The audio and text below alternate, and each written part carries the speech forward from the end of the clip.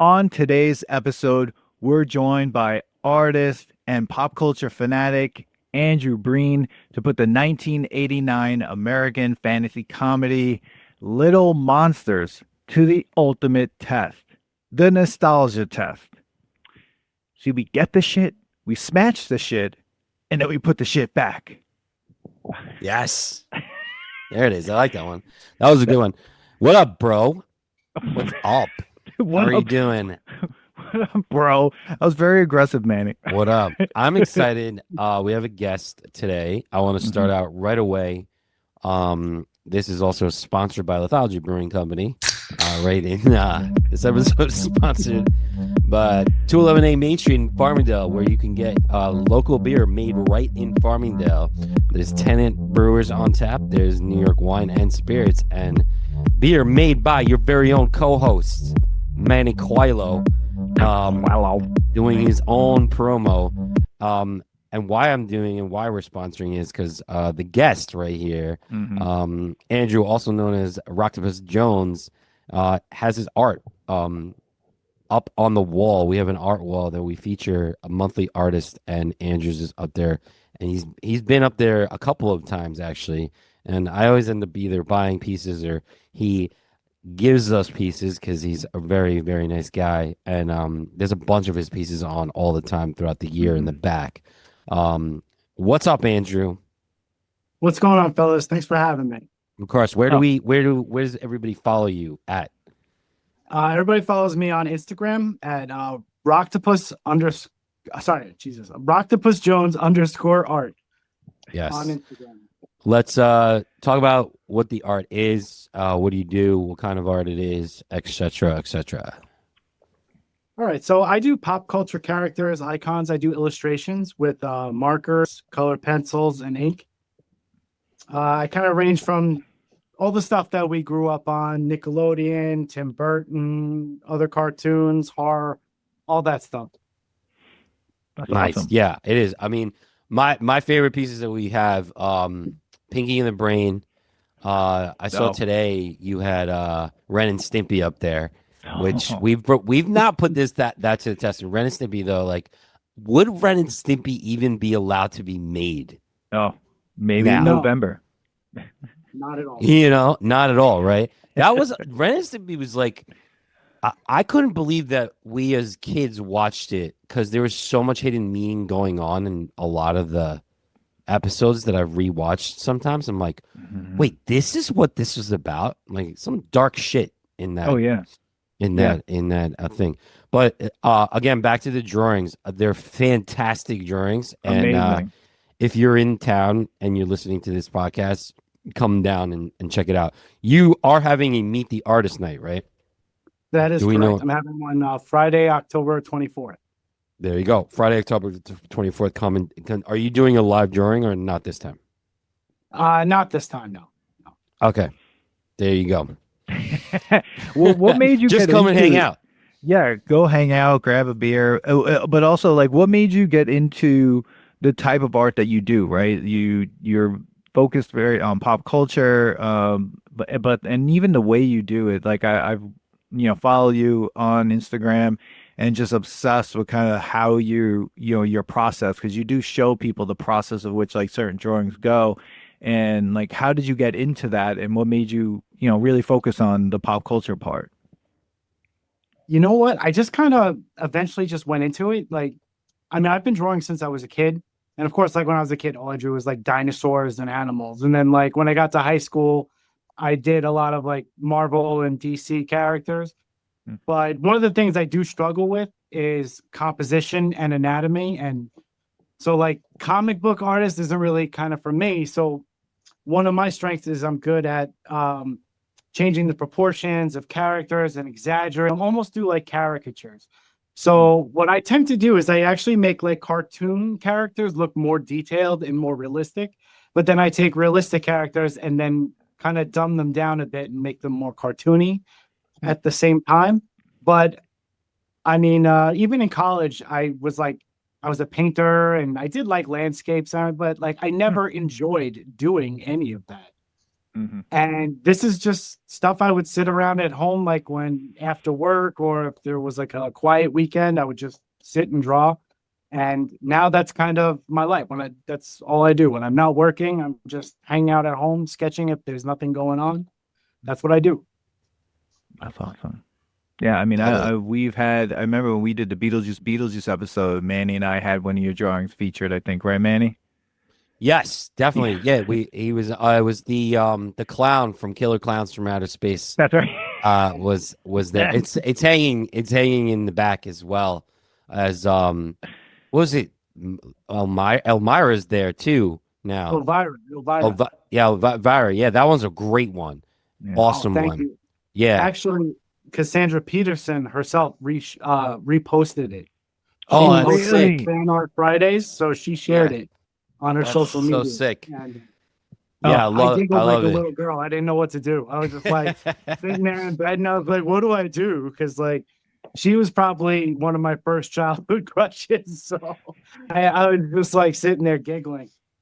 Oh, she's amazing. Her whole story. Oh, I would love to have her on the podcast and talk to her because she's had such an unbelievable story and how, she created that character and how she, developed the movies and everything. Even the movie about her is just so cool. Everything.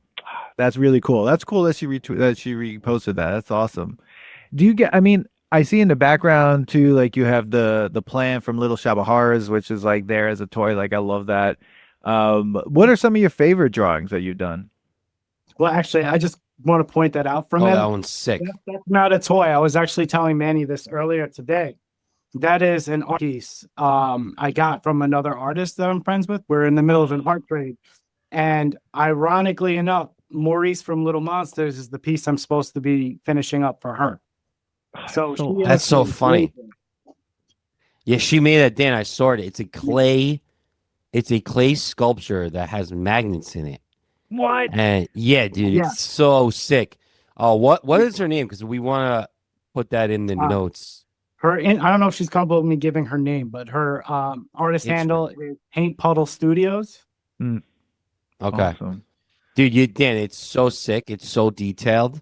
Like, Yeah. show me a picture of it, and it's just so funny because I was saying, I'm like, oh, do you have a picture of Maurice? And he's working on it because they did an artist trade. I was like, that's so, but we don't have a finished picture. Hopefully, by the time we post something, we could tag it to this Yeah. podcast when you're For sure. I definitely done want to with it. get it up for Meet the Artist night.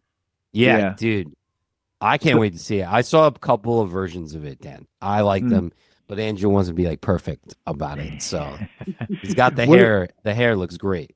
Oh God. So what have been some of your favorite things that you've been able to draw, like that you've chosen to draw? Like people have asked you if you do like commissioned work, like what types of things have been like some of your most favorite things?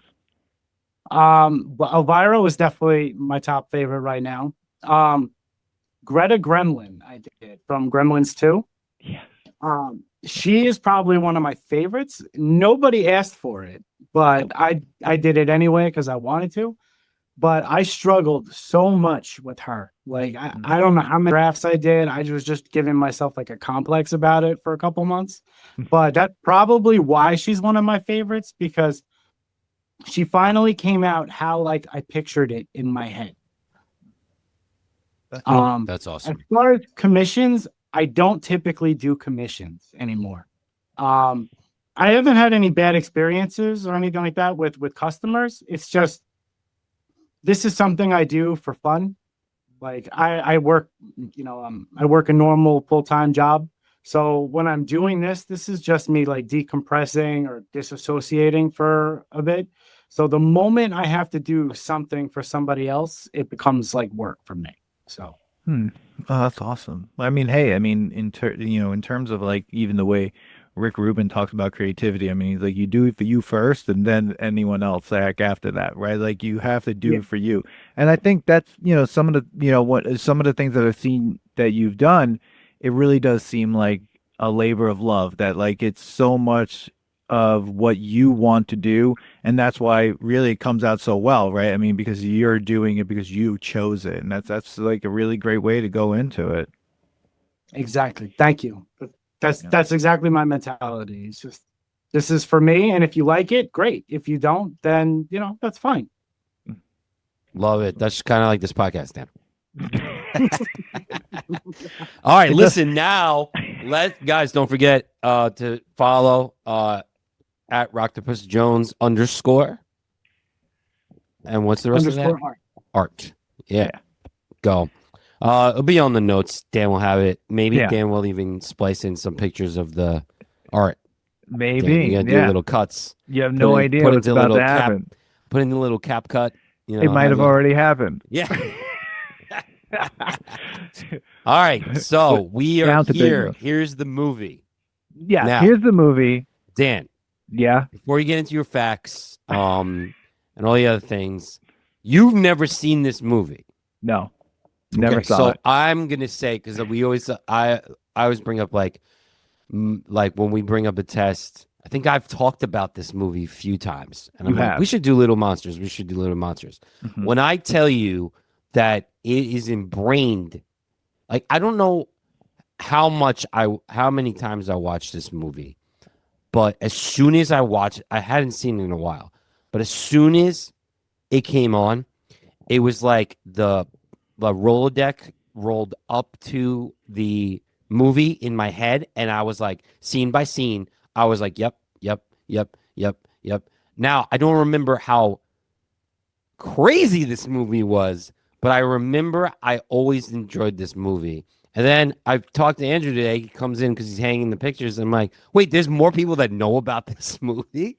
So I was so excited about doing it because you never saw it. So never. This is the true test of whether or not it passes. And I can't wait to dive in to talk about it because, whoa, let me tell you, whoa. And Andrew, you said you liked this movie, right? Well, Andrew, he was the one that said, let's do Little Monsters, when we reached out to him. So, yeah, I mean, Andrew, we'd love to hear your, first time. Do you remember the first time you saw it? And then, things that may have surprised you on the rewatch, and then we'll, dive right into it. Yeah, no, I actually do remember the first time I watched it. This is probably one of my favorite throwback movies. It's not a movie I would put on all the time. It's definitely not a holiday movie, but it's one of those movies that just once you watch it again, it just everything comes back. Yeah. Yeah, no, it did. I was thinking, like, is this a Halloween movie? I don't even want to call it a Halloween movie because it doesn't even take place during Halloween. It has nothing to do with Halloween other than the fact that this guy's costume would be everybody's costume. All the monsters would be an awesome costume to be. Outstanding. Like Pumpkinhead, I want to be Pumpkinhead. Outstanding. Holding a baseball bat. Yeah. Right? Yeah, outstanding practical effects. Like, really unbelievable.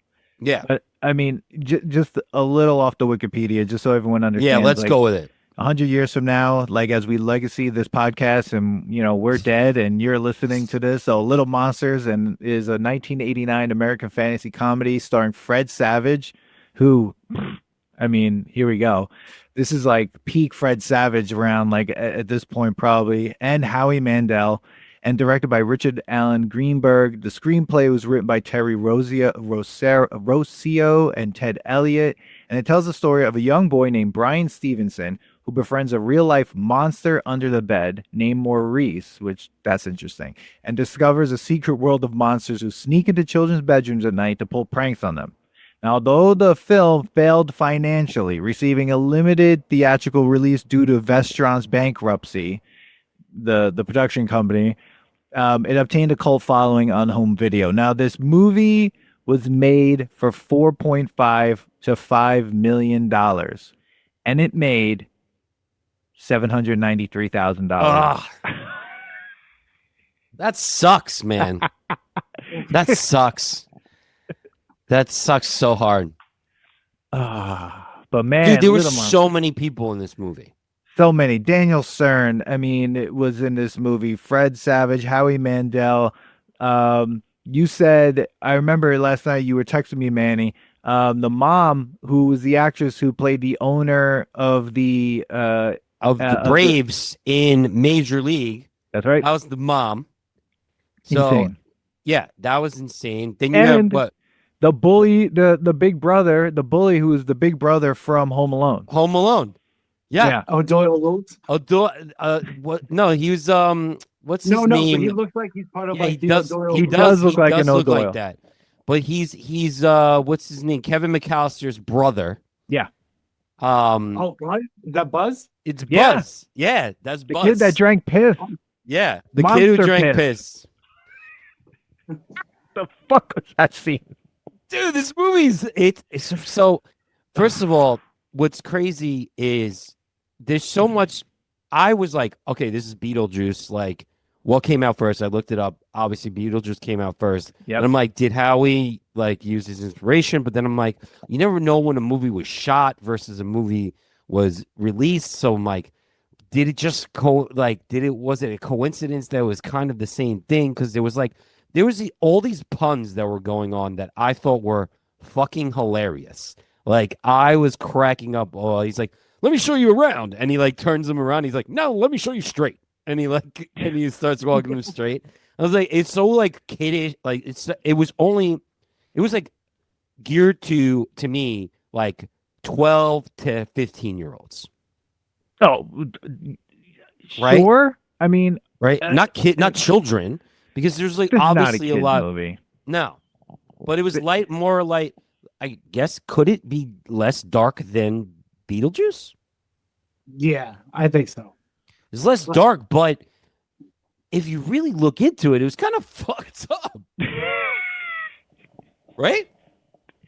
Well, I mean, You remember it being this crazy as a kid, Andrew? No, not at all. Like for some reason, I remember it being like heartfelt, kind of wholesome, like a movie about friends, and that's like not the case at all. No. I was like, wait, Fred Savage, Brian, is an asshole. Well, yeah. He's totally not a nice person. Like, I remember as a child, like you, Andrew, I'm like, this was about friendship and they were just having a good time. Brian was okay going into people's houses and destroying once he caught the monster, and we could get into that. I just want to get to this point. The part with the sneakers, and he's just laughing. I'm going, this kid's an evil kid. He's like really evil. No qualms. Forget about him getting back at his bully, right? He doesn't care about any other. He disassociates with all the different people's houses that he goes to because he's having so much fun. Well, he hides a roller skate underneath a shirt and puts it on the staircase. Like, he's a murderer. That whoever like stepped on that in the morning died. Yes. I mean, immediately. Yes. Like that. There's no way that person survived that shit. This was fucking Horrifying. leprechaun shit. It was. And they brought it up, and he made that. Remember, he's like, "Those. Yeah. That's just like the wishes are like leprechaun things." I'm like, dude, you're destroying people's houses, and you're like getting kids in trouble. Well, he's Like, quite the inventor, Brian. It's worse than being a monster.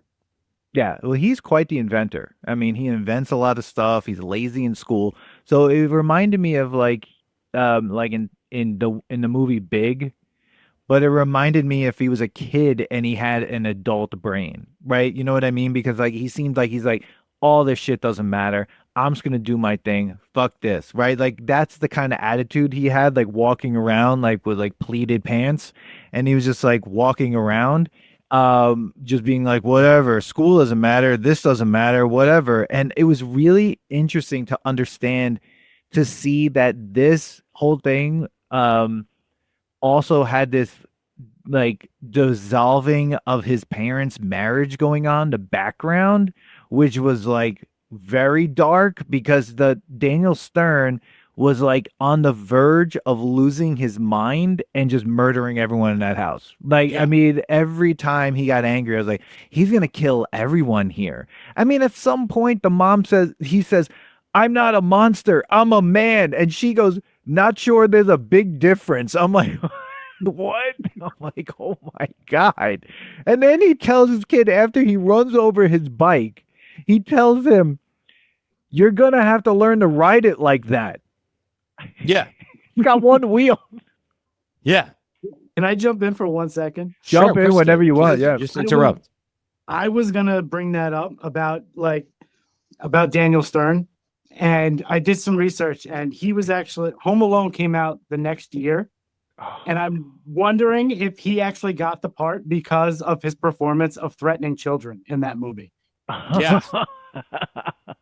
I mean, he did a great job. I love Daniel Stern, and we talked about this before too. Like what's funny is like the weird relationship in Daniel Stern Fred Savage world is that Daniel Stern was the narrator of the Wonder Years, and so like you have that in the background, the whole thing.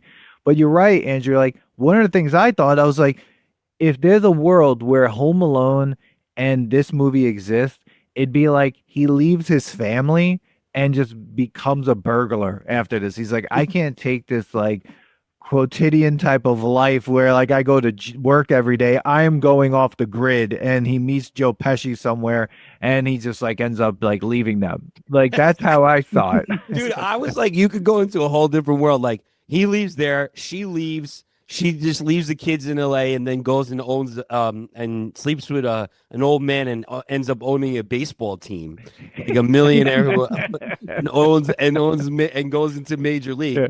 And Fred Savage now has to get a whole new family, and he then meets like an autistic kid who needs a brother, and they adopt him, and now he's in The Wizard. Like you could like go into this whole like they had a fucked up life after this, you know? Yeah. Yeah, it was wild. It was absolutely wild. I mean, the fact that this kid eats onions and peanut butter sandwiches, that is gross. Dude. In no world am I ever thinking that's a And food. that was the best. She's like, "You're the only one who eats onions and peanut." I was like, "Wait, I like double take?" I was like, "Wait, was that an onion and peanut butter?" And then I'm like, "Is that good?" I'm not sure. Like, could the little good. spice of the onion be good with the peanut butter? Manny. We're not even asking that question. Okay. We're not even. It's not even a ring of white onion. It's a full slice. It's it a was full two slice. Full slices. At one point, I was like, "Is that onion or is that like mozzarella cheese?" Because like On white you almost bread. didn't see you didn't, and that would have been even worse. Like peanut butter and cheese. Like that's a weird combo. as Andrew, well. question. Well, okay. Go ahead, Andrew. Go. Well, one I was gonna say, I think Manny needs to put this to the test. Yeah, I think Food I think I test. might eat. I was thinking about it. I was like, I gotta try that out. First of all, that's a great idea, Andrew, for a great episode where we do Food from movie movies? Yeah. I like that idea. Yeah. I like it. Horrifying. And the other thing I was gonna say was peanut butter and cheese is. I actually this is my grandmother put me onto this when I was a kid. Is Cheez-Its and peanut butter, but You like know not what? actual cheese. That's like sociopath shit. Mm-hmm. But I can Oh my God, I actually get almost choked behind, on my wife. I can get that behind that more than onions. First of all, though, Andrew, can we also, I have to ask you, if you're gonna make a sandwich like that and you're gonna use white bread that's gonna fall, don't you have to toast it? Like the fact that he didn't No, toast he had it no makes time, him, dude. First of all, come on, he it makes him a woke up. goblin. He had an alarm set to a traffic Yeah. light, right? To go off Yeah. at midnight or Yeah. half past midnight to go watch softcore porn. That's well, we know Yeah, why. that's he was exactly what. When that popped on, I had to like rewind and be like, "Wait, what is he watching?" I rewound This- it. Because the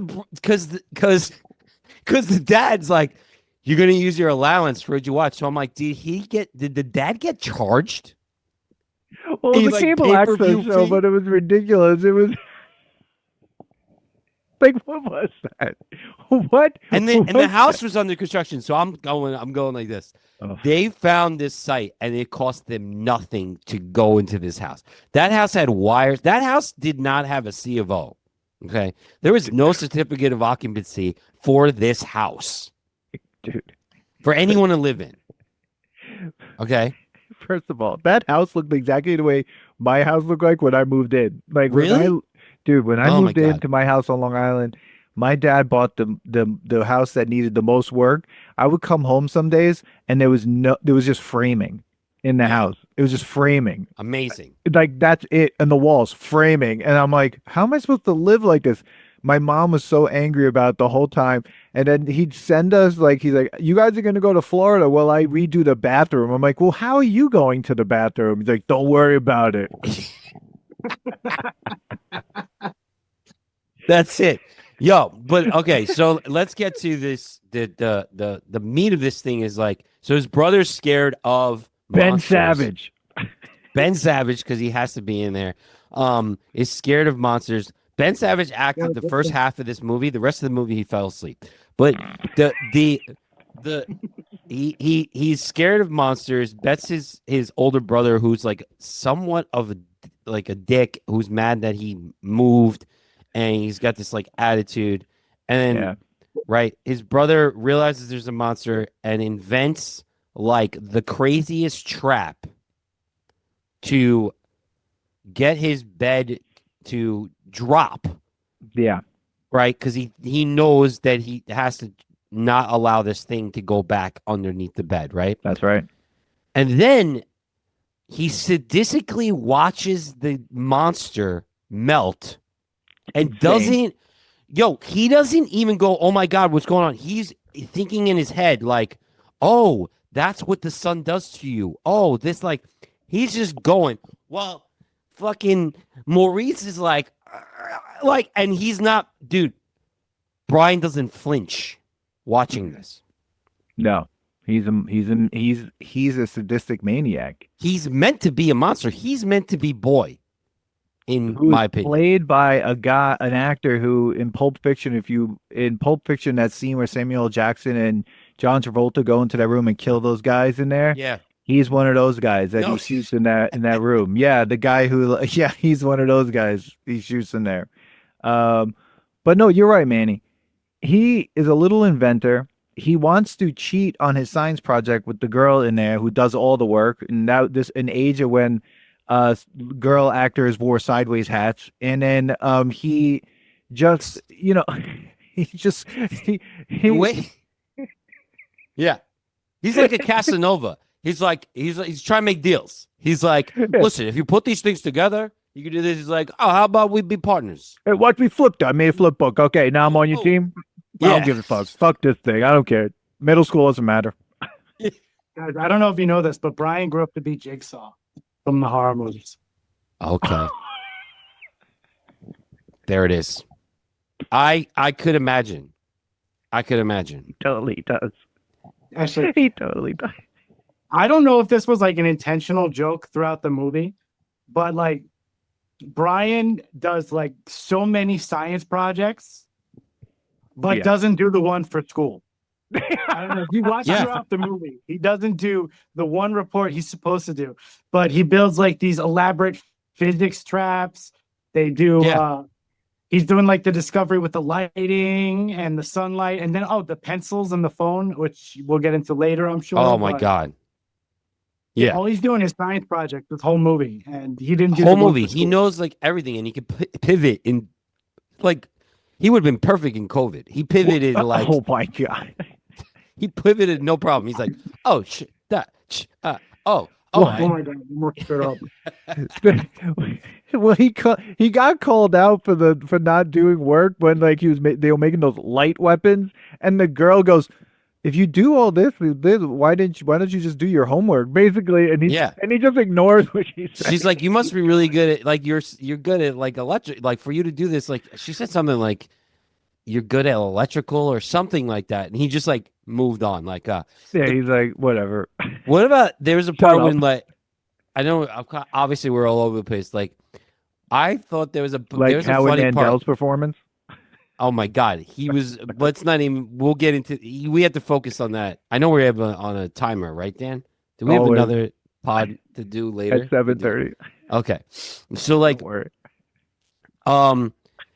he when he has to wear the shades, right, and he's sitting on the bleachers watching his bully eat cat food and piss. She's talking to him, right, and he's acting so cool, like and he's got his shades. I'm like, what is he supposed to be at this moment? He's not that cool to be I don't give a shit about you, but he does like her. So like, I don't know what that was. I guess he was so focused on the bully. Well, where are they originally from? Because they're in Massachusetts, right? But where do they are they from? Because it sounded like the way he's speaking that they're from New York. So to me, it felt like he's like, I don't give a fuck. I'm a New Yorker. These people are assholes. Yeah. But but also he was like American Psycho in that scene. Like he was Mhm. just sitting there, she's talking to him, like that scene with Reese Witherspoon and Christian Bale in the cab, and then he just Yeah. like basically doesn't care what she's saying, and No. he's just like watching this kid about to drink a bottle of monster piss, and let's be honest, that monster took his dick out in front of that kid. This movie is rated PG. And Yes. I'm sitting there being like, this, what is happening? Why is this happening? The fact that like that is what the monsters are doing, to me, all the pranks that the monsters did to these kids, it just got these kids hit or something. Because it's 1989. I mean, all these kids got hit. Yeah. That's all that happened. And I was like, these poor kids, they're being screamed at. It's so traumatizing. They're like yelling at him. In fact, Maurice says at one point, he says to him, quote, your dad is going to come in here with a 12-gauge shotgun and blow your head off. Like, Yeah. that's a line that an Yeah. adult thing says to an 11-year-old in this movie. Yeah. That's crazy. The whole thing's nuts. I love that scene though. I love that scene where they're like going through the kids getting yelled at. The one girl that is just staring there wide-eyed when he's like, do you want to go to military school? I lose it every time. Just that girl's face killed me. Bro, half of these people get like I was thinking like what the monsters really do is like they're basically getting these kids to be like labeled as crazy, right? Because like if this is real, right, and you're telling your parents like you're a pathological liar, this can't be. And then if someone's like, no, you don't understand, I didn't do it, blah blah. Like these kids, some of these kids were probably sent away, like exactly to a military school. Like there's a light, it's a lightheartedness thing, but there's like some really fucked up underlying shit happening if this was real. Like, there's no way, even when you turn on the lights and there's just clothes, right? And the parents could be like, this is a random clothes I've never seen before, right? Right? Exactly. Right. Random shoes and clothes in a pile. Whose clothes Yeah, are those? because my thing is like there's no remnants of the ghost, right? So like even if like the ghost gets trapped outside, it's just clothes, correct?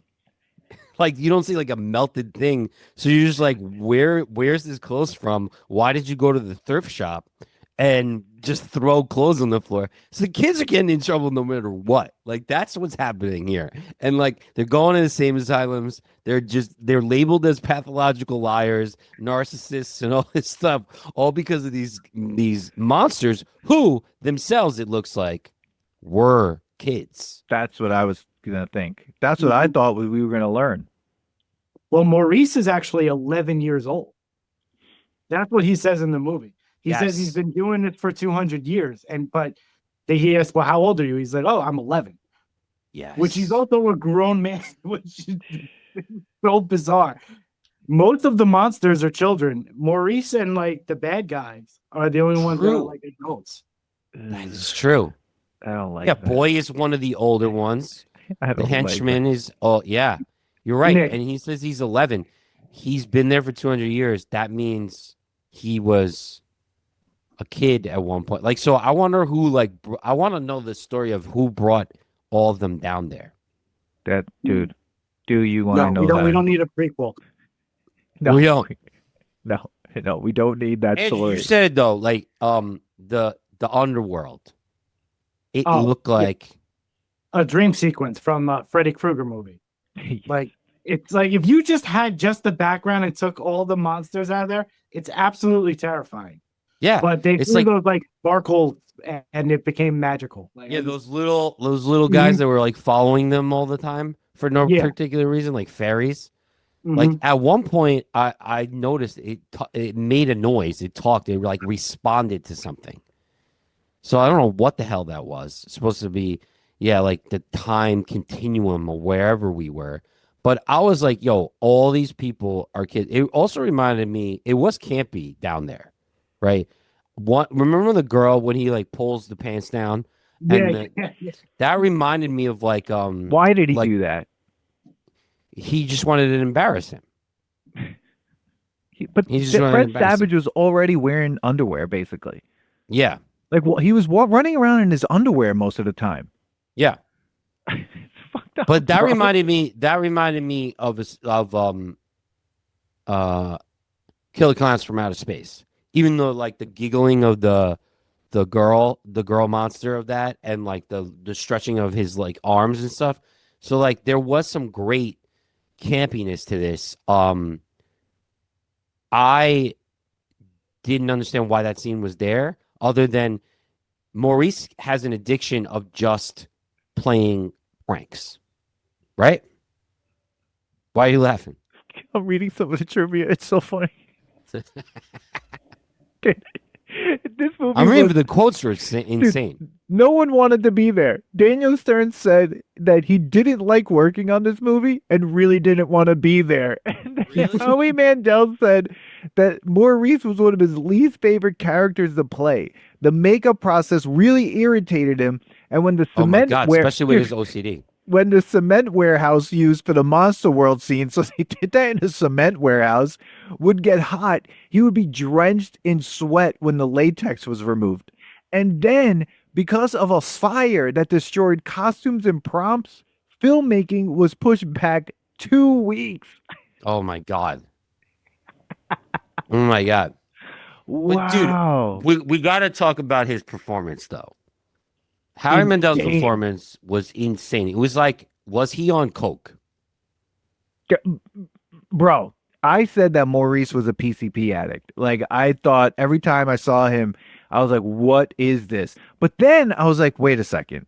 This feels like, and this is a stretch, of course, because this would mean that like this happened, but I don't know.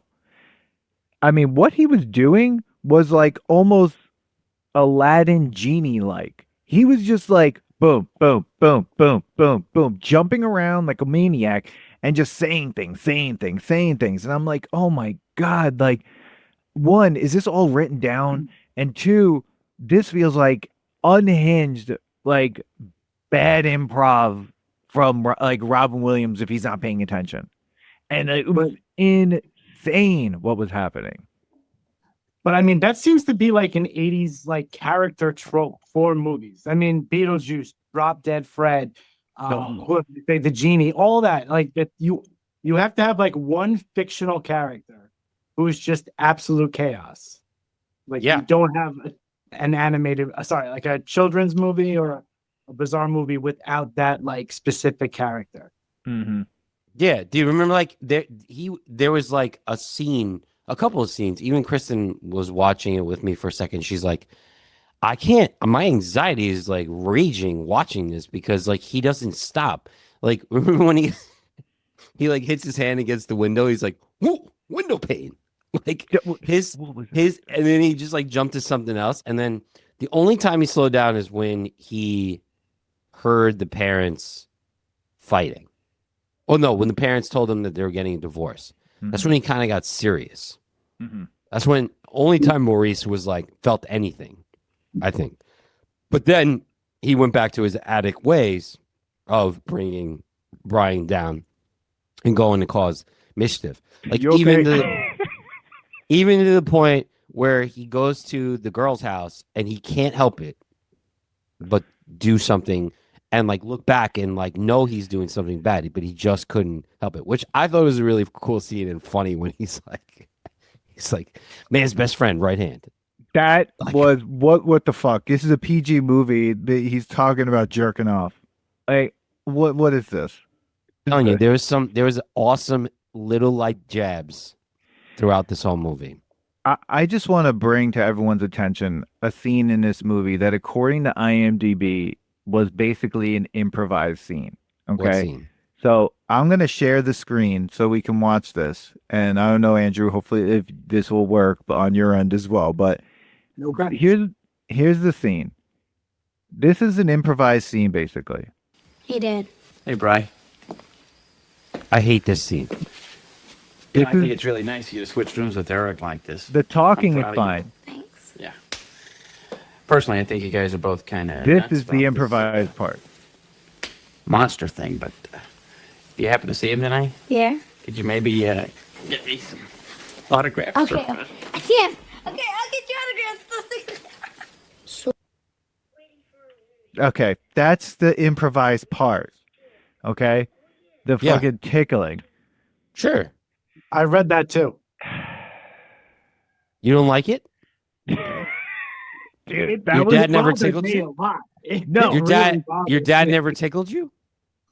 dude, my dad never slapped my No. leg and like creepily moved his hand up to me and started tickling me. If my dad was gonna tickle me, he just fucking was like tickling time and then did it, and then like I hyperventilated and couldn't breathe, and there was a lot of screaming involved. So that scene, what that is, and the problem of it being improvised is two actors trying to show a moment of like pure, genuine love of a father and son. You can't do that with because Fred a grown Savage man and a didn't know child. it was gonna happen. yeah. You Yeah. see how uncomfortable he looked? He was like, Yeah. "What are you fucking doing? Why Yeah. is this happening? Don't Yeah. don't touch me like that." Like Disney. I watched that and I'm like, you know what? The monster, run away, kid. Stay under the fucking. Just stay under the bed. Like your life is a fucking disaster. Like this is your dad's a maniac. Your mom's gonna lose her mind. And just stay under the bed with the monsters. You're better off. You're better fucking off at this point. I was rooting for him to stay there. I had That's- like a cringe moment too with that, where the dad Daniel Stern asked if he wants like a piggyback ride, and just the way Fred Savage goes, "Yes, Daddy," I was like, it's so wrong. Like he called him Dad throughout the whole movie, but then he calls him Daddy in that one scene, and I'm like, what? What is that? Yeah, the part when they were trying to be like genuine family was weird. Now, Because no one wanted to be there. And you could No. tell Daniel Stern was so angry. His every facial expression told you he didn't want to be there. There was a scene where he's watching baseball and like the mother, his wife is trying to paint the room and he's just like, what am I fucking doing here? And then Yeah. the commentator messes something up. I had to write it down immediately. He goes, he's announcing the game and the announcer says, Mark Jackson. And I don't know if that was a real game or a voiceover that they were just like, fuck it, keep going. Who cares? yeah. We don't give a shit. Do we think that No. this was Maurice's plan was to get because did Boy make him bring Brian down from the beginning, or was it after he found out that Brian was so smart that he wanted him down there? Or is this just the plan all along to get more children? Andrew, you go ahead. All right. I don't think that was intentional, because I mean, Brian almost damn near killed him. Yeah. No, yeah, it's true. True. I think that was just after Kid, which I don't understand the villain at all, but I think he just found out about Brian and like that he trapped Maurice and he wanted to bring him down there and make him one of them. And then maybe because he was so smart, then he could trap other kids down there. Yeah, because remember, like, Boy's like, I wanted to play with you. You know, we could be playing together. Like, it was like a weird, like that part was weird because it was just like, oh, like there's these two bigger villains and this is the major fight and this is the thing that's happening. And you're like, okay, they kind of like fell off on this. It was like a plot that was like, what's the point of this boy? And like, what does Boy do here? And now that he's gone, who runs the underworld? Yeah, I don't know. Right? I Like, mean, there was no Nobody- it's chaos development. now, just like they Yeah. want. Yeah, there's no development of it. And like, you know how like they did like they were online to like find out who to scare. Like, why is that a thing? Like, do you get paid for that? Do you get extra food? Like, what is the thing? Like, Monsters Inc. starts at, and I would argue that Sully is directly a his coloring and his patches, his purple Horns and are even horns and almost- everything are from Maurice, and they explain more about why they scare kids because the screams gives them energy to stay alive and stuff. But like, what is the point of the scaring? Nothing. I think it's just fun. I just don't think that they planned that far ahead. It was an 80s movie. No, Yeah. I know that, but like, they go to the woman who's like giving out the assignments. Like, what's the assignments for? Yeah, You I know. mean, it's either that or they sitting at like Ninja Turtles type arcade and just eat, KFC cookies and Mountain Dew. I mean, like that was what was on the table. That and was like horrifying. hump the tilt to Dude, death. that what was that? Like the pinball. That went like like an extra 5 seconds too long. exactly, and they were doing that, and Howie Mandel's face was just too happy. I mean, he was. Yeah, and the dancing. What was his dancing? He's like, he's just He like looked like electrocuted. a puppet where the puppeteer had no idea how to operate. Yeah, yeah.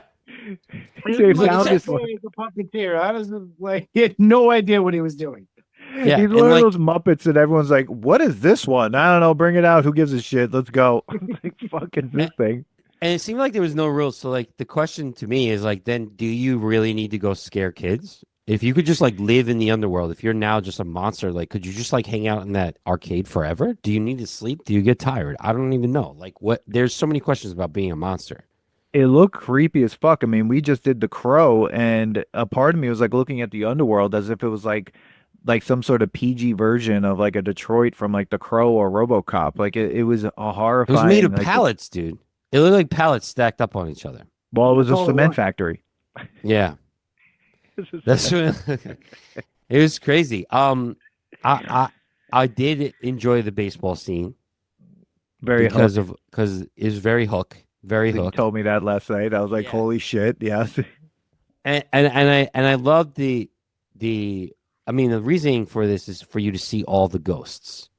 Sure. And I did like the ghost with the kid that like had extra hands and was like holding that Oh, okay, but then he gets his head ripped off. head ripped off and replaced with What was a that? Yeah, he Pumpkin. got a new one though. It's fine. yeah, he got it was replaced with a pumpkin. Yeah, same thing. Yeah. Yeah. All right. So We have to talk about the scene where they all go to scare that one little baby. yes. Yes. Like, wow. Remember how they were like, "Oh, we're going to the party," and I'm like, so I'm thinking in my head, are we supposed to believe that only kids hear the monsters?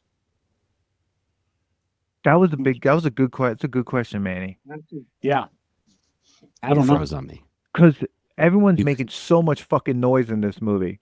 Yeah, Like everybody. Like, everyone. the kids are screaming. Monsters are yelling.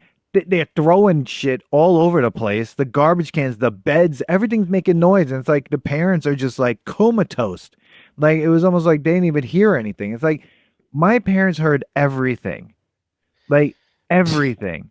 Dude, when Brian opens that door with the kid screaming, because first of all, the kid was like terrified. So like that would mean parents gonna come in, right? Turn on the light, but the Mhm. light's broken for a second. Parents gonna go back. Maybe so if I'm a parent, I don't have kids, but if I'm a parent and I'm walking in and the light's not going on, but my kid is hysterically crying to the point of terror, Mm. I'm walking right in. So that means the monsters haven't disappeared. They haven't turned into clothes. So like I'm walking in and I'm seeing fucking monsters. So shotgun's coming out. Monsters are dead. Right? Right? Come on. But Turning into clothes. they're not even turning into clothes. Like you shouldn't shut the light. You shouldn't disassemble the light if I was a monster because your safe haven is like whoop, turn on the lights. Psh, you're gone. You're just closed. And parents are like, oh, there's a mess here. And then a toddler has adult clothes just hanging on the floor. Like, what are you thinking as an adult when that happens? Who are you blaming? It's a toddler. Okay. That scene had too many questions for me. Well, Too many. And what, Brian all of a sudden got a heart because it was a toddler, but he had no problem destroying somebody else's house. And there's a part, I'm sorry, I'm on a roll here. There's a part when he opens the door and his hand almost like disappears and he runs out. He could have gotten shot. He's running through there's an adult man, probably adult man or woman in that home. I don't think they're not getting parents. up. In the 80s, there are no parents. Like They're not getting zero up? parents. Like there was a cut when he got out of the house, right? I think there should have been there should have been a light turned on as he was running out of the house, because I'm sorry, he was not quiet about running out of that house. No. So like, No one. I have a pretty small house. If some person was running out of my house, a light's going on. A light's going on. How dead are we supposed to believe that these people who have a toddler screaming at the top of their lungs didn't get up a little bit? Like, just sleeping right through it. Like, Okay. are they drunk? Are they on Quaaludes? What are we doing here? Andrew, what do you think? Manny just went on a whole rant. Thoughts on that? I don't know. I don't know. You just put Andrew into a hole. It's like, I have no idea what's happening. I hated that scene. What No, about I agree. I agree with that. And I don't know. I kind of spaced out a little bit on that tangent. It's all good. But then I was also thinking too, like, so if you're a monster and you go up there with no clothes, if they turn on the lights, you're just invisible. Is that what? Like, I don't. My brain went somewhere else. Yeah. During some of that. No, that's I didn't know what was like, but remember Maurice like moves when the light is on a little bit, that's like true. right, and he was able to listen to the whole conversation of the divorce while that was on, right? Yeah. My question, so you're saying if the light is on and it's not sunlight, the monsters are still alive, but they're in, like you said, like they're just like they're not shrunken. It's not like the monsters like in the clothes. They're kind of, their being is there, but like they can't move from the clothes. So to kill a monster, you turn on the light and you just wait till sunrise. That's basically it. I guess that could work. I don't know what the rules are in this world. That's the biggest problem, because there's no reason for them to scare anyone. There's no reason. It's just anarchy. It is. And it's just bad parenting. I mean, Brian goes over to Todd's house and is knocking on his window. He's like no, not one parent's of like, the fuck is that? Like, they just like, Yeah. What are they doing? Watching? What are they doing? It's just like, hey, Todd. And Todd is screaming through the window. Todd's screaming through the window and opens it after he hears I forget what Brian says to him, but like the conversation can still happen through the window. That means Todd is screaming in his house and his parents aren't like, who the fuck are you talking to? There are no parents in this town. I mean, forget the parents being even concerned. Like, don't you think the parents would have like burst in the door because he was screaming just to give him an ass whooping at that point, just for being that loud after hours? Absolutely. Especially in the 80s. Not even like, are you okay? Just like, shut the fuck up. Yeah. Go to fucking bed. Well, I have to get up in the morning. Shut up. Shut up. You have school tomorrow. I don't give a shit what's going on. But my friend in the other, shut up. No. This just goes to show you our type of, like, our upbringing and the type of shit we had to go through. That's also, the problem. why does the girl have the key to the school? light room? Yeah. The entire school? She has a key to get, like he calls her and he He needs the project. He's like, oh, I don't know the project, right?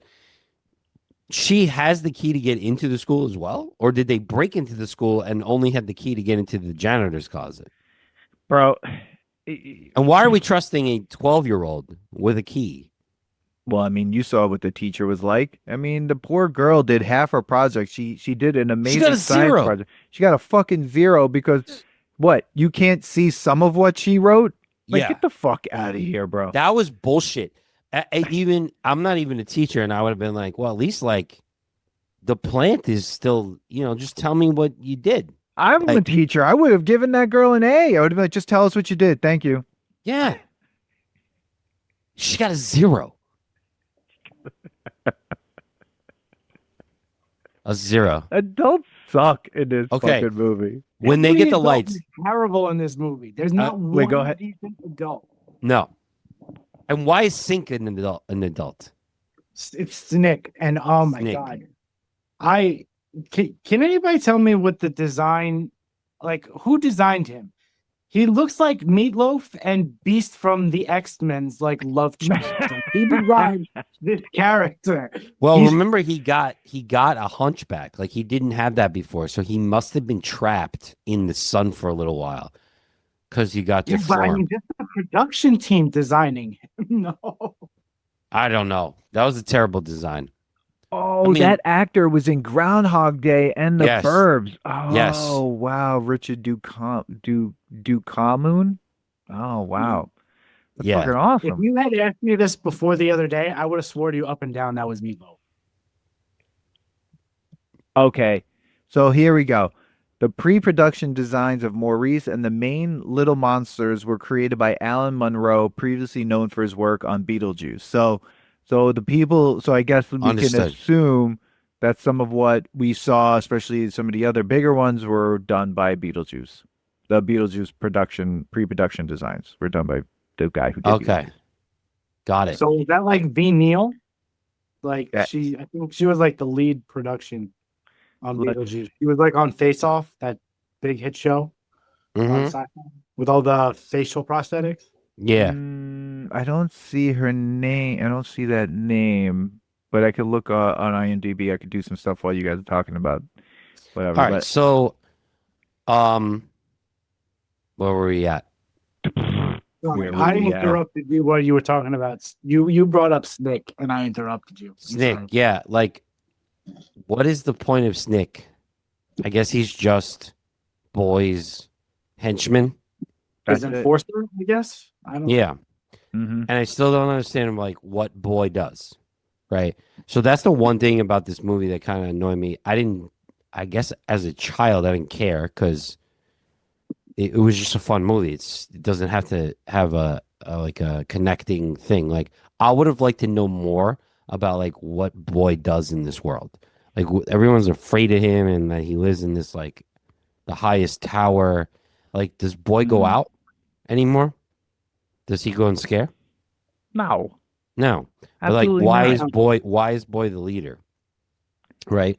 And then also Because he's the creepiest looking one, bro. I mean, holy yeah, shit. he looks I think he looks like is it Krang from the Krang? Teenage- Krang Yeah. from the Yes, Teenage he Mutant Ninja does. Oh Turtles? my god, he does. He totally does. That's what he looks like. When and then it was creepy, like the shot where like it slowly pans and you see his brain like hanging out, and that you know that Yeah. he just like set up this skin. And I was like, does he Where want did Brian? he get the skin? Like, where did he get the skin? That's what I was thinking. I was like, does he want Brian for his skin? Where did he get the Oh, skin? God. Right? Don't. Right? I don't want to hear about that. Okay. That sounds So- horrible. So here's the thing that bothers me. The kids go down, like he gets his monster squad, because this is like Oh before my monster God. squad, but he gets his squad, right? Girl has no questions asked. She's like, I'm going for the name of science. Finally gets Todd. He thinks about, because he's so smart, he thinks about the lights. As soon as they drop, they start lighting people up that aren't even attacking them. No, they're just killing random monsters. So that bothered me because I'm like, Brian, he didn't do anything to you. If anything, you should be mad at Maurice. Like, right? You're not. These monsters aren't doing anything. They're not like reporting you to boy. So why are we flashlighting these monsters? I mean, they Destroying them. might be though. They might be like Because they're afraid they of might boy. be- yeah, they're all Okay. terrified of him. So maybe just to kind of get in his good graces, like Okay. you never know. All right. But I don't know. Yeah.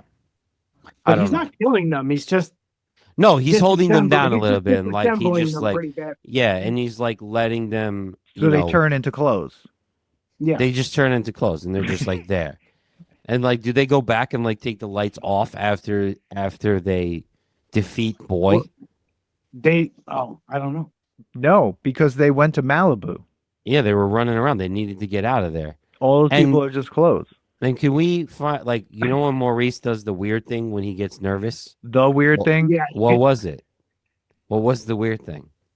What happened? Was it just like a thing? What came out of him? Oh, I don't want to know. I don't know what that was. It was like a tremor, like that thing from Tremors. Like it looked like one of those things. Yeah, it was weird. I don't know. Horrifying. The whole thing was really, really scary. I didn't like any of that, and the fact that Ben Savage at some point the boy was throwing fucking darts at a child, that was crazy. Like, Dude, Ben Savage how did they slept come through that up whole with scene. any of this? Like these people were like, all right, now let's put Ben Savage up on the dartboard, yeah, and just start throwing darts at him. What is this movie rated? PG? Okay, yeah, keep cursing.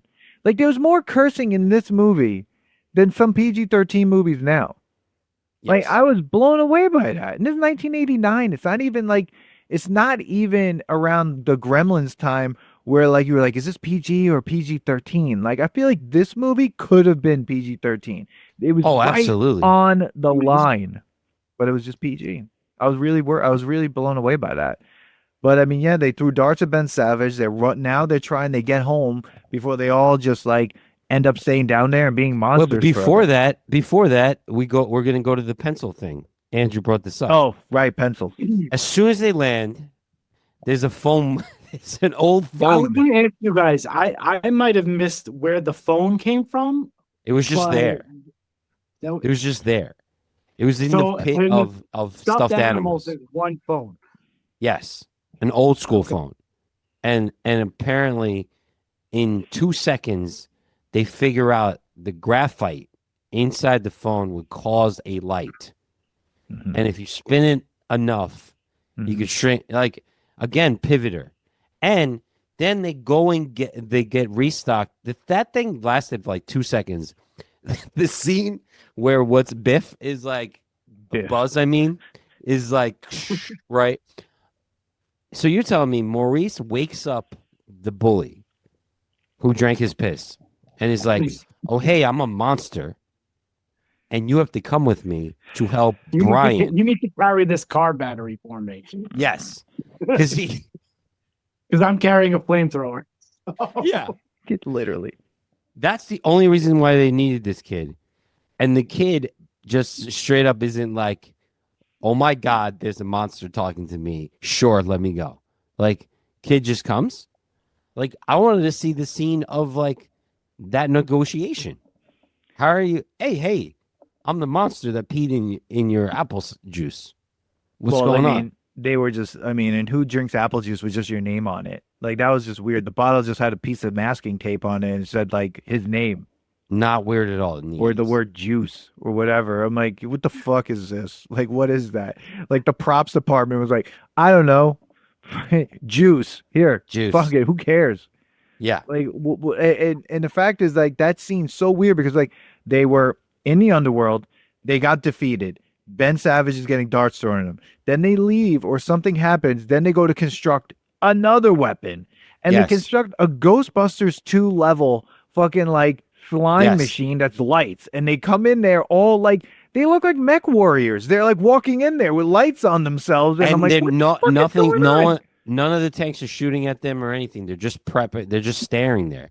There was no fighting from the evil guys. This is like that movie Toys where like none of Andrew, go ahead. these fucking things mattered. I'm sorry, but boy had like the worst straps. Like the girl has like these buzz saws Just Coming out. slowly come in. Just jump over them. They're not even fully out of the floor.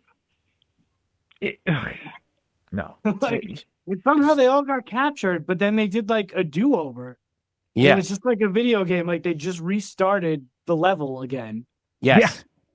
Exactly. And but they didn't do much with it. Nothing. Like the do-over, like they just stood there. And like remember the planes show up and the things and they're like and the Jack in the Box comes out and I'm like, okay, this is gonna be like the ultimate fight. And it was like turn on lights. Boom, No, it was just like done. flame on. That's it. That's all it was. That's And all it was. The writers But are dude, probably Ben- writing this movie be like, oh fuck, what did we do? Just keep going, just keep writing. It doesn't matter. Like the first draft, who cares? Go. Yeah. Like But You forgot Savage. them cutting the cocaine with the credit card while they're doing it. yeah, Like, it's Yeah. just- and then they just go back. You know what? They just do a redo. Who cares? Keep going. Go. Yeah. Just go. reboot the Go. scene. Yeah. Dude, but the Savage brother slept through the rest of the movie. Of course. Okay. He was Horrible. calling Brian the whole time on the dartboard and he's sleeping. There's a dart that just went by his ear and he's like, Brian, yo, if a dart went by my ear, I don't care what time it is in the night. Yeah. There's monsters and you're doing nothing. You're terrible. I would leave him there. Maybe they put him in a food coma. Yeah. Yeah. Maybe. Yeah. Drink this Mountain Dew and eat this KFC. Yeah, the brother. That's the thing. The brother didn't brother even get to died like. The and brother gave him didn't all even get to enjoy the underworld like Brian did. Like Brian had a good time. Of course. Brian was having a great time. The Yeah. bully was like super excited at the end. He was like, "Yeah, I'm okay with that." Yeah. Well, who knows what's going on in his house and why he's a bully? Did you? I He's actually eating think Brian's tuna the fish. real bully. He's eating tuna fish sandwiches on non-toasted bread. I'm sorry, if you have any sandwich on white bread and you're not toasting it, there's a problem. I mean, that's gross. You're obsessed with that. That's That's the why there second was time no we saw. conversation. Well, That's why we there's no said- conversation with Maurice and the bully. It's just like, "Hey, do you want to go fuck with some people?" And he's just like, "Yeah, okay, Yeah, like, let's go." No questions. Like, It's like, we need your strength. Have you seen my house? I'm eating tuna fish with no toasted bread. Well, it's because Manny, we said that in that episode about Robert Palmer, which for some reason is one of our most popular episodes. He's like peanut butter and jelly with on white bread, not toasted with no crust. Yeah, and now with onions. Yeah, not with onions. Yeah. Listen. Gross. Okay, so I know we got to Yeah. wrap up. I heard the alarm. So, um, so now, okay, so they defeat the thing, and it's just like kind of like anticlimactic in a way. They explode. They explode, and he gets the light, and now, like Maurice gives up so easily. Of course like- he does. He's just like, Because he's he's like- coming down from all the drugs. yeah, Like, he's just like, I am tired. yeah, he's tired. He's tired. So is Ben. Is it Ben Savage? He's Yeah. tired too. He's like, oh, I'm all right, whatever. Mhm. And then of course, Brian is like, we could, we just follow the zip codes, like, and let's start running, and then running. I'm like, there's no bikes in the underworld. Like we couldn't get a bike. There should be a lot of children's toys that they steal. Yeah. Like, that's how I lose stuff. I'm pretty sure a monster came in, stole my shit, and then that's where it should be under there. Yeah. So But like there's nothing. that scene was kind of cool because you're seeing all the different like Sure. towns and stuff like that. It was Why fine. not? I don't understand this. Could you actually be trapped in the underworld since the sun rises and sets everywhere forever? So if you just kept running, Yeah. you could never get trapped there. Is what I'm trying to say. There's always a sunset. There's always I a just sun. kept running. There's always a sundown somewhere. Because I would have loved to do, like, where are you? Moscow? but like, yeah, but remember, like his Todd goes, "I don't want to run to Hawaii." I was like, "Oh, so you have a couple hours to get to Hawaii? Like Hawaii's not like an hour after LA. Like No. Hawaii And why Hawaii? It's like because they had to stay in the United States. Like he could have gone to New Zealand. Dude, the fact that they come out and they're Of on a this- beach underneath the homeless person. Yeah. That was the most insulting thing I have ever seen. They're like Well, it's moving a homeless person. It's Malibu. It's Not Malibu. even LA. It's Malibu. San Francisco. If it was, yeah, it's not. Yeah, it would have been Yeah. like if it's San Francisco or LA, that would have made sense. Well, that but wasn't. That Malibu was would've years been- ago. Yeah, Yeah. this Malibu is- might have not been at Raiders its prime. Stadium. I guess this is a bed, a homeless person on the beach. That was so fucked up. They're just like, who cares? He's a prop. Let's give a fuck. Yeah. And then, how do they call? If I was their parents, I'd be like, I would have hung up on them after that. Okay. So here's the thing. So the Running he's in like, the oh, it's a water like long a bunch story. of assholes. He's like, you're in LA. I would have been like there's not it's not even physically possible that they got to LA from where they were in that amount of time. No. Right. So again, they're going to the insane asylum. How are they going to get home? They don't care. They're like don't. run to the beach. They don't. Dan, I think you're right. He Like, figured it out earlier. yeah. Maybe they become the kids in Free Willy, and they're just like, let's go to Oregon, and Yeah. it'll be roustabouts there. They don't like the parents are like, it's a long story. He's like, well, I don't have time to listen to it. We're going to start our own family. Or they just get a divorce. They get a divorce. She owns a baseball team. He becomes a criminal. Yeah. Or first stops and owns becomes a pitcher's coach for Was that rookie, after or before Home Alone? Rookie of the Year. rookie of the year might have been before. I'm not really even sure. No. I I'm don't gonna know. check that shit. There's no way. But yeah, no, it was a weird way to end a movie. I mean, but It it was was, a weird and he's movie. like, I it's mean, a like, long who gives a story. shit? But Not here's 1993. Rookie of the Year was 93. Okay. So the ending. We're watching these two, like Brian forgives Maurice for almost making him a monster. Sure, why not? And Already.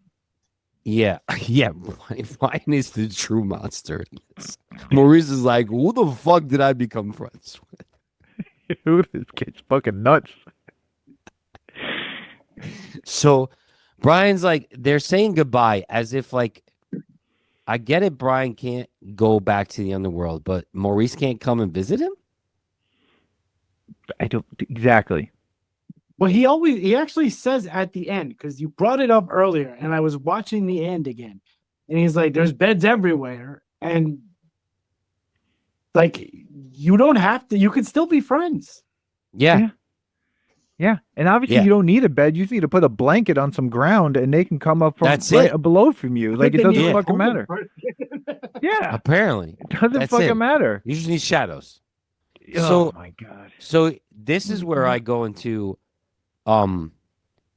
Inside Out kind of thing. What or like Drop Dead Fred? Was Love that movie. Maurice just a figment of Brian's imagination? No, because the other kids saw him. There's a whole world. And no The kids aren't part of his hallucination. imagination too? Because like So you- again, why can't he see Like Brian's just like, Brian's just in bed? shut up. Why? He ate that peanut butter and onion sandwich, hallucinated, and like he's like getting out of that hallucination. His parents are like, "Where are you?" Malibu. And they're like, "Oh my god, peanut butter and onions again. Here we go." Yeah. Every time he eats peanut butter and onions, this kid ends up somewhere we I'm don't just know. thinking because like why are they saying like goodbye so hard like that it's like forever? Because it's a stupid movie, Manny. And they're like this because Maurice is supposed to be, Is I it guess. stupid though? I Did you don't not know. like it? Well, we'll get to that part. Okay. But I don't know. Do you want to hear Ebert's review and then we'll put this to the test? Yeah. Because Ebert's review is just fucking amazing. Here we go. Ready?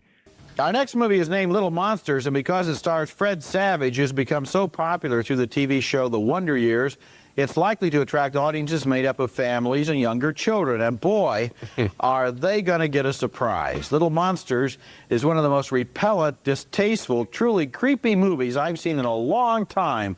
A movie so unpleasant, I can't really figure out why anybody wanted to make it, and I don't know why anybody would want to see it. The movie is nightmare material all the way through, starting when Fred Savage sets a trap for a monster which his little brother claims lives under the bed. Dude, this is nightmare shit. Like, he watches him die. I know.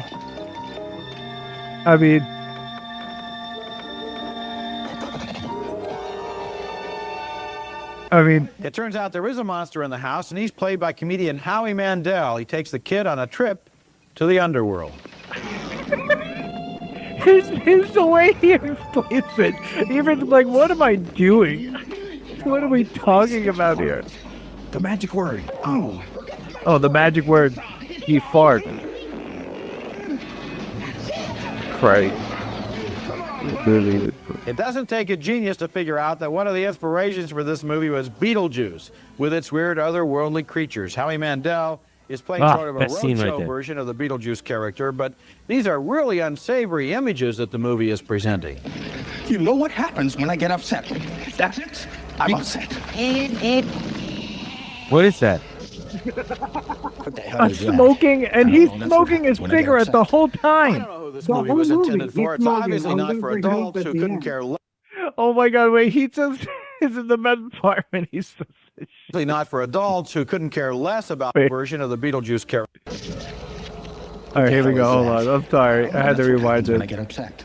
I don't know who this movie was intended for. It's obviously not for adults who couldn't care less about monsters in the woodwork or under the bed, but it has too many offensive scenes and concepts in it for it to be appropriate for smaller children. And even kids who love monsters are likely to be turned off by the Howie Mandel character. Now, Wrong. I have to give Mandel credit for a good acting job. He does create an incredibly unlikable and repulsive monster, and he does a Wrong. good job of that. It's just that the whole movie feels unwholesome and deeply troubled and really Wrong. creepy, and I didn't enjoy myself for 1 second while I was Bullshit. watching it. And afterwards, I thank God that I wasn't 8 years old, because then I would never be able to go into a bedroom again. Bullshit. Bullshit. I disagree totally with That him. was fucking. I disagree totally with him. That was one of the greatest I mean, it was great. I've ever heard. It's just so crazy. It was great, but I Rest in disagree. peace, Ebert. My God. Ebert, I Can I give you guys disagree a with little him. trivia? Yeah. There's another monster that Howie Mandel played that is killed or hurt by sunlight. Do you guys know who he is?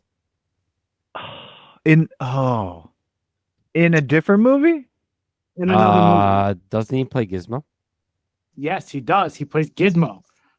Oh, He's my the God. voice of Gizmo. He's the voice of Gizmo. That's so weird. What's with him in Light? Yeah.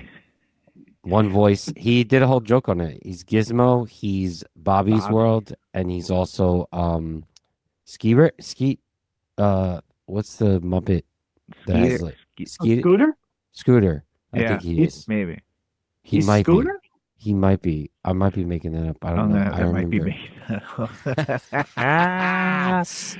Oh my God. So all right. yeah. Oof. Listen. So that was Howie Mandel. Let's see what he did. Okay, so let's put this to the test. Go ahead.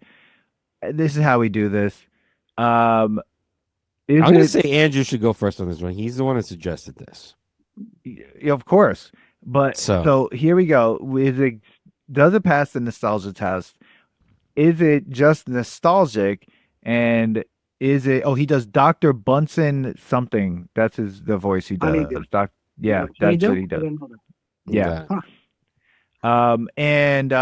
Or is this just a terrible mistake? Now I put this up on Instagram, and it's we got a few votes, and right now the vote is still good at 67% and terrible mistake at 33%, and no one said it was just nostalgic. So this is really a polarizing movie. There's no one in the middle. It's either you really like this or you just hate this movie. So Andrew, Little Monsters does it pass the nostalgia test? All right. So can I just relate this to art for a minute? Because Yes. I have made some terrible mistakes in art that I've ended up loving. So I think this is a terrible mistake that passes the nostalgia test. I mean, this movie has all the necessities of an 80s movie. It has that chaotic fictional character.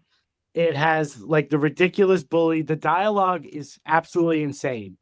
When Maurice is talking about what phrases he use? The over the shoulder boulder holder, like stuff like Yeah, that. So fucking And there's even an 80s montage in it while Brian is creating his like physics straps. there's like three So- montages in this whole movie. yeah. Oh, yeah.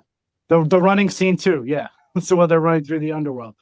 So this movie should not pass it, but I think it does. It absolutely passes it in my book. All right, it passes the nostalgia test for Andrew.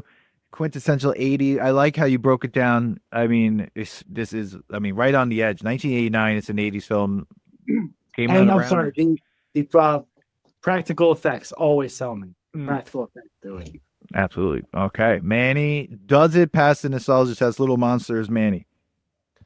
I'm gonna have to say I'm gonna agree. I was gonna say that this was just nostalgic, right? And because it probably is the fact that it's so nostalgic to me, because like I watched this probably just as many times as Andrew did, and I wanted to be Maurice one time for Halloween. Like it's such a crazy character. I didn't realize how dark this actually was. I just remember it being fun, but I for some reason love the campiness of it. Like I really do think it's a good depiction of the 80s, and that is a nostalgic thing. But I had a good time with it. Like regardless of like how crazy and dark it is, if you know that that's what it is and how like creepy it might be, like that doesn't mean it's a bad movie then. Like Ebert, go fuck yourself. Like, yeah, you didn't think, you thought it was gonna be like this lighthearted thing. It wasn't. It might have should have maybe been a rated R movie. And if it was, maybe you'd be like, all right, this is it, like, yeah, some ridiculousness is going on, but it was the 80s. Like, we don't need to know the story about Boy. We don't need to know why, like, why they only went back and they turned on the lights once and they burned and that was the thing was over. There wasn't a really big fight. Like, who cares? We don't need to know why he can't go back to the end of the world. It's just a good time. In my opinion, it was a good movie. I don't know why. I like this one. I like this one. All right, so Manny, it passes the nostalgia test. Come on, Dan. This is a tough one because because this is the first time you're seeing it, so it's not nostalgic at all for you. No, and and I don't like Howie lately, but whatever. Yeah, well, that's a whole other conversation that we can have on a different episode about that. But yeah, but what's interesting is everything that you guys are saying, and plus, then it made me think of, as you were talking too, it made me think of one of the first episodes we had Billy on when we did Roadhouse. I think that was the first time he was on, possibly. Oh, after something else, but when we had him on by himself, maybe. Yeah. And Roadhouse is a terrible movie, but it is absolutely one of these quintessential 80s films that is just so much fun to watch that you're just like, I'm along for the ride. This is all ridiculous. Every single moment of it, right? And then I'm thinking about Killer Clowns from Outer Space, and I'm like, our conversation on that was really interesting because it's like, that was good too, sort of, but it just didn't keep me like in. That one I think was only nostalgic when we watched We it. trashed that movie, and I almost want to watch it again. Yeah, we might do a rewatch. Because Steve loved that movie. But Steve not loved after it. in the rewatch. But I mean, but I think, but I think I'm going to agree with the both of you and say this passes the nostalgia test. And I think it does. One thing that you said to Andrew that really also tipped it for me too was like the practical effects in this film are outstanding. Everything that was made was crazy. And, look, I mean, did the actors have a good time doing it? I don't know. That's not for me to like really judge. I don't really care because like I don't have a good time at work sometimes, but it doesn't mean I didn't do a bad job in the end. Like, you know what I mean? But at the same time, it's just like it held my attention so much because every time I thought I was like falling out of the movie and being like, I don't know about this, they did something crazy that pulled me right back in again. And I was like, what the fuck is that? Every single time. And it was like it knew what it was. It did it did exactly what it wanted to do. Fred Savage was really good. And Howie Mandel, as insane as his character was, and as like I have no idea what he was, it it kept my attention. And I think like it was fun, and it only topped out what hour and 40 minutes. So it's still, give or take 10 minutes in that 90-minute space. I think if it went any longer, I think I would have to say it was just nostalgic. I think it just hit. I mean, that it time. could have been shorter if we took a couple of the scenes of the parents and whatever. Like, Oh, could that have been. horrifying conversation that the parents had about them getting separated. Yeah. Really great timing, parents. Horrible Yeah. timing. Now go to bed. The fuck is wrong with you? Yeah. But yeah, I would say passes the nostalgia test. Little Monsters. Nice. Yeah. Nice. Love it. So, everyone, Andrew, first, thank you so much for coming on. Thank you for also your continued support of this podcast. I mean, if there's someone Always. that supports this podcast like Andrew, we are really, really just appreciative of your support of the podcast and everything. And, when I finally put together the Newfound Glory episode, and maybe also the My Cousin Vinny episode, I forget which one, but you'll also hear Andrew on that one too, as he was part of the audience. As the one person audience. Yeah. But thank you so much, Andrew, for coming on. Tell everyone again where they can find your art and follow you and everything.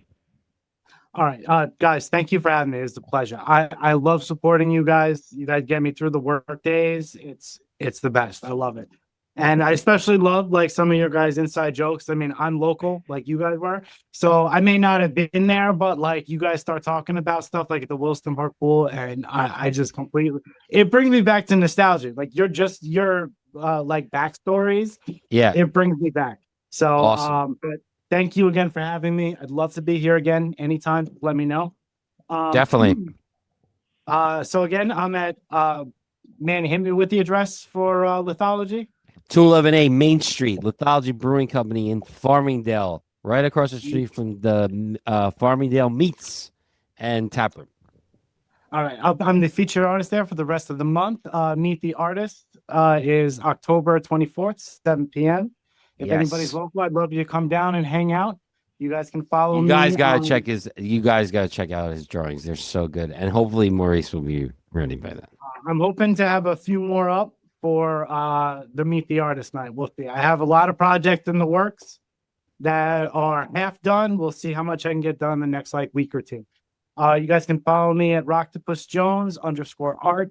Thank you so much, guys. I appreciate it. Thank you. Yeah, thank you. And everyone, thank you for listening and for watching. Follow us across everywhere where you get your podcasts, and follow us on Substack for the videos, and also YouTube. And Let us know what you think about Little Monsters. Oh, Did yeah. we get it right? Absolutely. I What was gotta your favorite do- quote. Dude, the quotes are crazy. Yeah. Oh, Well, window pane. Yeah. I'm sorry. I have one more fun fact for you. Yeah. guys. Go for it. Did you know that the Savages have a sister? No. No. And she is in the movie as well. Oh my god. Wow. What? She was in is a- she a monster? She's one of the monsters. She's just like one of Okay. the side characters. I'm sorry. I No, it's all good, man. it's based on that. Savages. This is Ben Savage's first movie. They got a discount on all of them. Yeah. They're gonna do great. Yeah. They were really definitely. trying I'm to surprised start the a whole, mom and dad weren't in it. they were trying to start a whole dynasty, I guess. Like they saw the Culkins and they were like, we got to get in on that, but I don't know. Exactly. Didn't happen. All right. All right, everyone. Thanks for listening. Thanks for watching. Thanks for supporting. Follow and like the podcast and do whatever, all that stuff. Jump in, mix it up with us in the comments of our posts. And if you see any other comments of like from Nostalgia Test anywhere else, mix it up with us there. We're here to start a little trouble and just like keep people on their toes. And share this episode with one person that you feel like would love to talk about Little Monsters with you. And we'll see you in the next test. Peace. Share this episode with your friends. Subscribe and follow the Nostalgia Test podcast on YouTube, Substack, Instagram, TikTok, and Blue Sky. Send us your episode ideas and comments, or book us for podcasts and events at thenostalgiatest@gmail.com. Come hang out with us next week, because you never know what pop culture will pop up on the Nostalgia Test.